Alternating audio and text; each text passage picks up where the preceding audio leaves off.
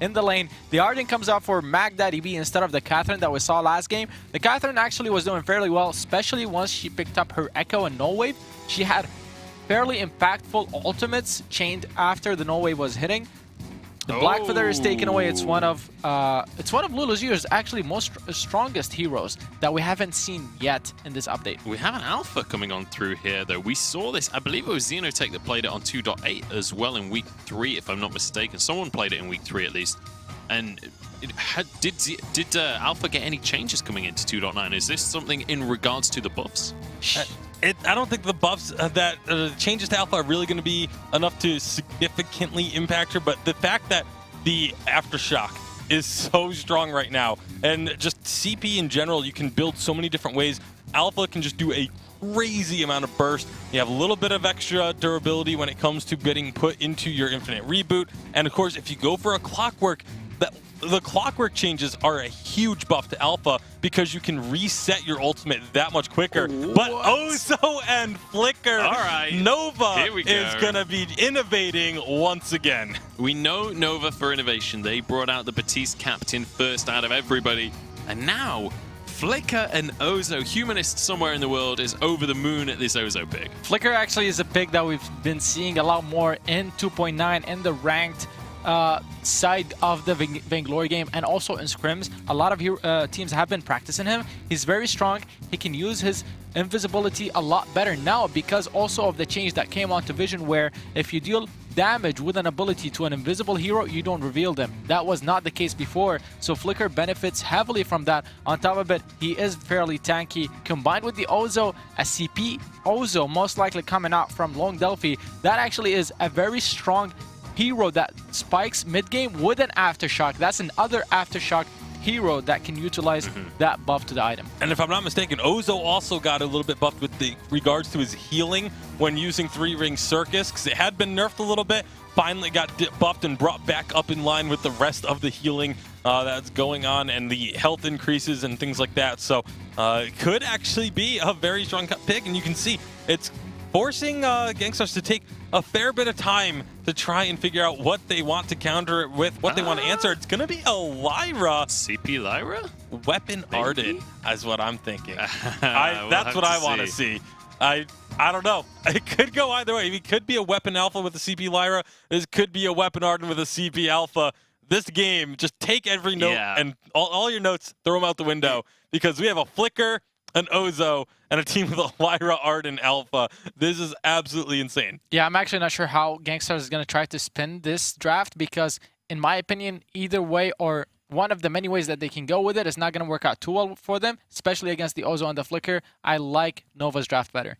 Okay, I mean, let's talk a little bit about how these drafts are going to play out, because obviously these are not standard playstyles, especially the Flicker. We barely ever see Flicker in Vainglory 8. How do you play with this captain in your roster right here? I mean, I'll talk about Nova's draft just because we know what we're going to see from them. Unlike Gankstars, which they can go multiple ways with it, Nova are going to have to capitalize on the mid-game that's going to come out of Ozo with the Aftershock. With Flicker's invisibility, his ability to play very aggressive and catch players off guard and out of position, they're going to need to find picks and try to snowball. Vox is another hero that's very well scaling. If they get ahead, they can use it. All right, it's time to jump into the game. Hashtag Vainglory on Twitter to let us know who you think is going to take it. But it's time to pass it back over to Dowsy and the Source for game number 2.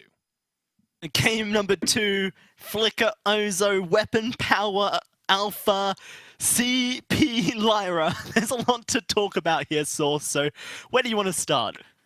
I mean, I'd start with the Ozo, which, as far as I can remember, I haven't seen an Ozo in my time here at the Vainglory 8, so I'm excited to see whether or not the side of Gankstars can kind of handle that. This is just unconventional across the board. Everybody's trying something new today. I feel like Nova's draft is far more 2.9.1 meta than Gankstars' draft. Ozo received buffs to his healing, and Aftershock is in a far better position than it's ever been due to the fact that everyone has more health on update 2.9, and Aftershock does max health damage, so it is more damage output via the Aftershock. So Ozo actually received significant buffs and he's very strong on this update. Flicker also received buffs as well. He's tankier, he deals more damage. We'll have to see how this one plays out. Gankstars are looking for an early team fight with this Weapon Power Alpha. Straight onto Lone Delphi. Here comes Eco round the side, but oh my goodness, Delphi's getting bursted down! Delphi trying to escape at this point. Eco doing his best to disengage Xenotech, who's just going crazy. Truth over the wall, but a Prime Directive will connect. It's Xenotech continuing the chase, and he will find first blood for himself on this Alpha. Now Gankstars are free to do what they want. Eco's currently stealthed up at the back of the map, meaning that Gankstars really can't find him. But they may just look to start up these backs because they know that Flicker is somewhere. MacDaddy trying his best to discover him with a Vanguard, but can't do so. Xenotech will get himself his Central Treant, and a really good start for Gankstars. Yeah, that's a great way to open up the game, just because Alpha can just be so oppressive. And you were talking about how Flicker got those buffs, how he's more of a bully in the early game, more health, more damage. If you kind of cut the early game out at its knees and you send Xenotech into a point where you have to deal with the Alpha, but then how do you run away from the Alpha? You're giving up everything. The pressure could be there, and make up for the fact that this CP Lyra isn't going to be massive damage. It's really for the utility there so that they have continuous CP damage. I think really this is, a Xenotech composition, whereas last one was a Luigi composition for the side of Gankstars. We'll see whether or not Xenotech can lift the team on his back. That's what Xenotech does best. When you put him on a carry jungler, he tends to carry.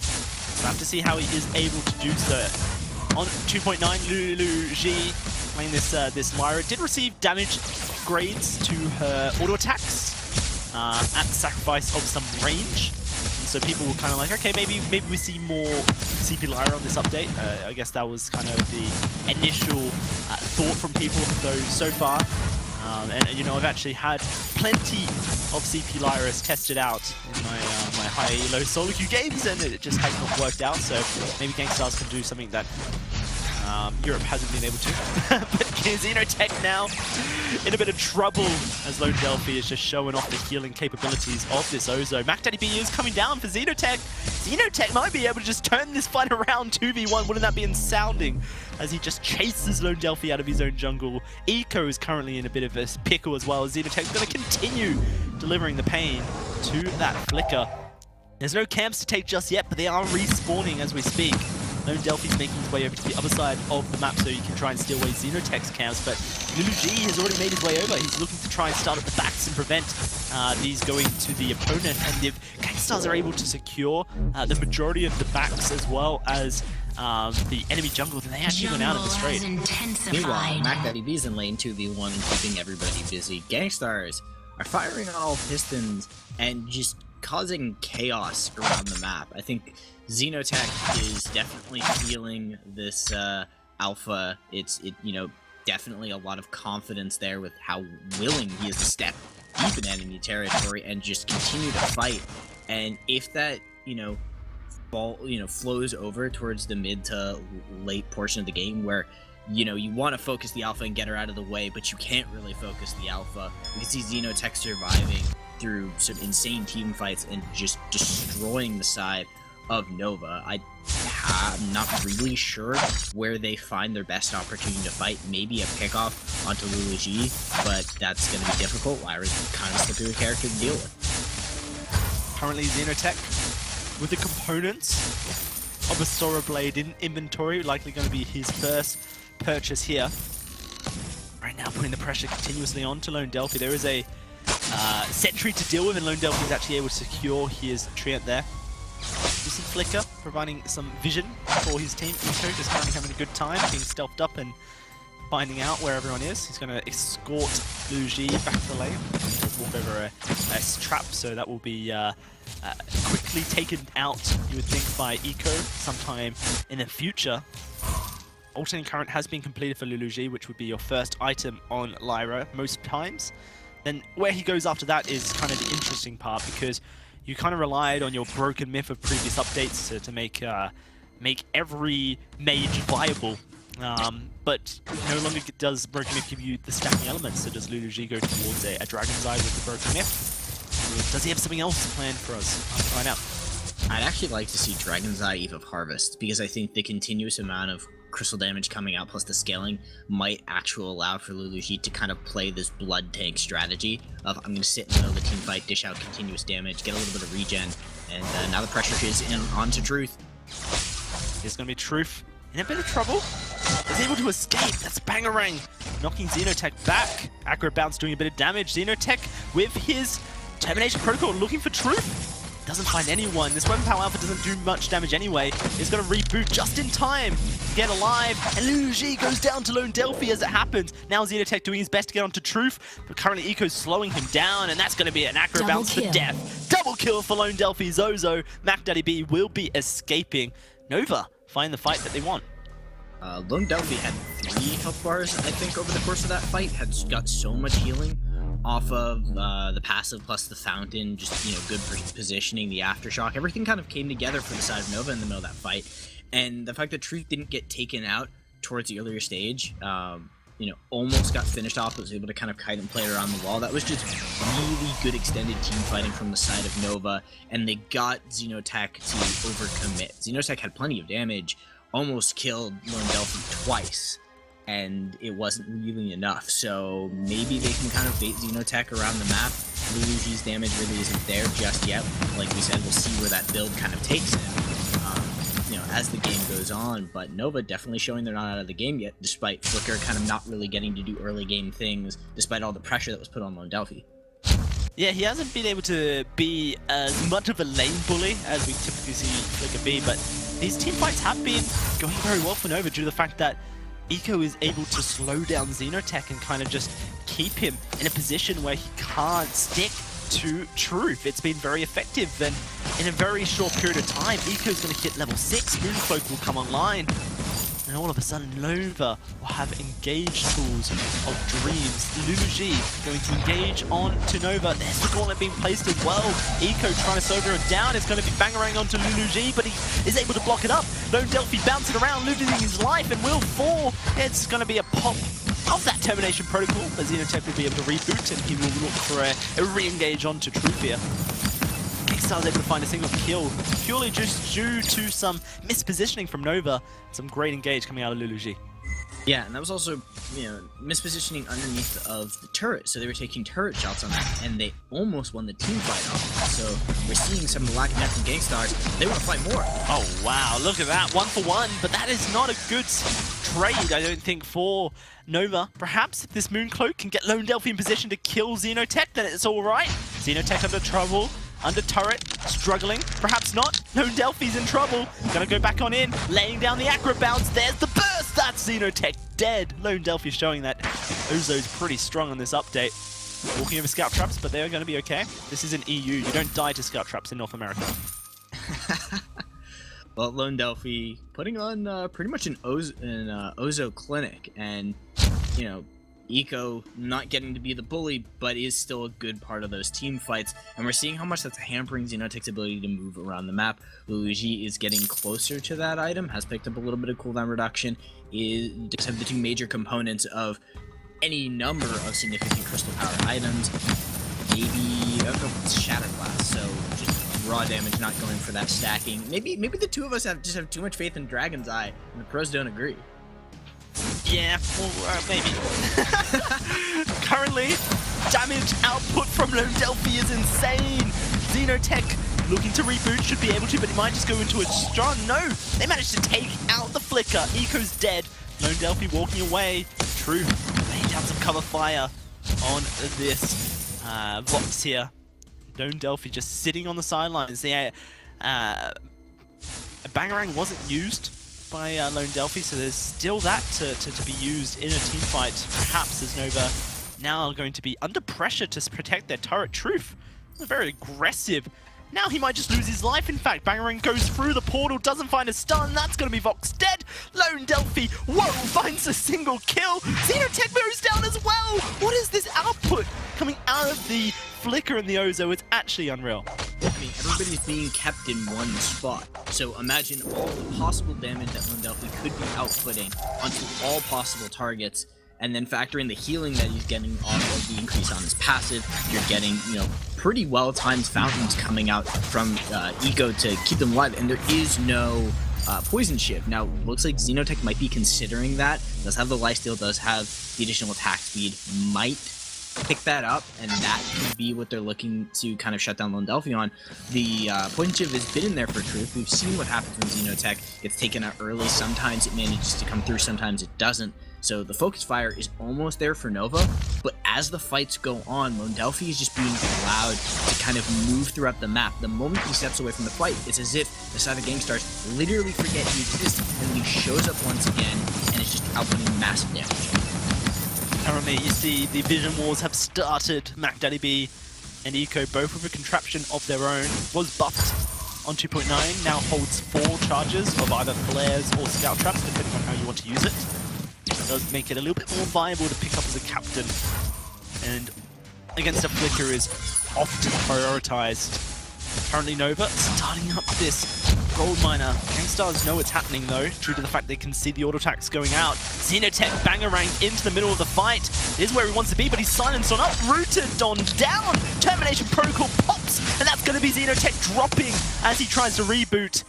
Lulu able to escape. Nova with the single kill, going to get themselves a gold miner. Great engage from Nova, very, very decisive to throw, pretty much follow the line that is Lone Delphi. He's gonna hit something, send the wait for it right down that path, and it got 2 members pretty much kind of contained in that space. Didn't really feel like Mac Daddy B had the ability to kind of maneuver around, get off as much shielding as possible, really kind of facilitate the movement that you want to see from Xenotech. And like I said, Xenotech was silenced. Not a lot he can do. Couldn't get off the termination protocol, at least in a position that he liked. He eventually did manage to use it, but was a little bit removed from the fight. Would have liked to be deeper into that triangular bush, closer over towards where the camp was. And Lone Delphi is just dictating the pace of this game. He has the Eve of Harvest, is healing off of everything he's got. Actually picked up the Atlas Pauldron to start to kind of shut down Lulu G and put more pressure on the Xenotech, because he picked up that Poison Shield, so has a little bit more attack speed. So, Lone Delphi, he hasn't had to go for the 3rd damage item yet. He's just going to become impossible to kill, and I don't know how the side of Gankstars stop him on the rampage he's on. Might be the continuous story we've seen here. If a broken myth isn't built in time, perhaps you shut down the effectiveness of this Ozo. But right now, Lone Delphi 5-1-1 is certainly a scary threat that Gankstars are considering. Lulu G, Clockwork, is now online, has built on into it. So going to have those sigils and the bright bulwarks off cooldown very quickly. But there is no ramp up, of course, and there is no piercing either, which means that the Aegis is very effective, and you're relying a lot on Xenotech's output damage, who it doesn't have a breaking point, so not ramping up over the team fights, and is kind of just looking for a bit of burst damage you feel onto Truth.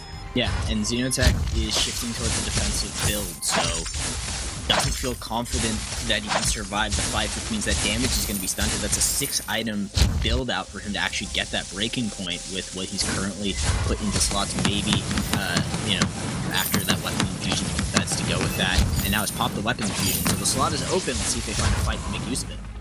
Yep. You'd assume that an engage would come through from Lulu G. Straight onto Nova. Bright Bulwark prevent Lone Delphi from using his abilities. Does shut him down very effectively if you're able to then take him out of the team fight, and that is huge for Gankstars. Here's the Mooncloak going on in. Oh, Mac Daddy B's missed them. They're right on top of them. They're looking for the fight. That's going to be a gauntlet stunning up Truth. That's going to be Lone Delphi diving through the gauntlet walls. Bangerang knocks Lulu G up into the air. Lulu G will go down. You feel as the acro bounce flies on and through. Lulu G is dead. And now it's Xenotech trying to get into Truth, but Eco Body blocking up this alpha. Termination protocol will be popped as he's trying to reboot under the turret. Xenotech, though, will go down before he gets the reboot. And now it's Mac Daddy B under threat. A double for Truth, an ace for Nova. The turret's to be taken. A beautiful gauntlet comes through from Mac Daddy B. The Arcane Passage is in great position for them to be able to pull further back, but Lone Delphi doesn't care. Lone Delphi doesn't care about your abilities. He doesn't care about your termination protocol or your infinite reboot. He is going to find you, and he has put so much pressure onto this backline with this basically 2 damage item spike. Look at this replay coming through. Look at Lone Delphi just completely unchecked against Luluji. And all this time, Truth is just outputting damage onto Xenotech, who's doing his best to escape. Eco with the body block so huge. The Prime Directive takes him further away from Truth. He wanted to be closer, and it was just cleanup time for Nova at that point. As we come back to the game, neither of these teams have really decided to pick a significant fight for the moment, right until I say that. Yeah, Gauntlet will be placed on down. Lone Delphi is in the middle of it all. Mooncloak popped for the movement speed. Lone Delphi does get caught in the Gauntlet walls as Truth is struggling to find a kill. He's going to have to try and escape Xenotech. Lone Delphi's going on to Luluji. Will find the kill. Truth, can he get escape? No! Gets blown up by the Termination Protocol, and now we have a 2 versus 2. Captain's very low, but Jungler's very healthy. It is going to be Lone Delphi going in onto Xenotech here. Currently just trying to find the damage output. Crystal Sentry making this a 2 versus 3, and Lone Delphi and Eco may just look to disengage it, not wanting to fight around the Crystal Sentry.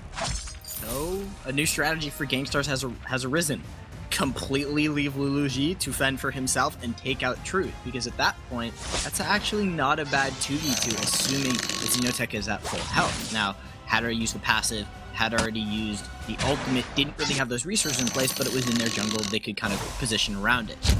I'm surprised they didn't finish off Mac Daddy B from the side of Nova. He was sitting at very, very low health. He would have been a free pick-off. Despite that, they decide to then continue to chase. They take him out, and then you can kind of force your opponent to have to move into the jungle. So a little bit of an oversight by Nova, looking for that aggressive kill onto Luluji, who they've pretty much taken out of the fight, before anything can really happen. We haven't seen Lyra survive, or at least be able to kite, with the exception of that one fight we saw where he was firing over the wall.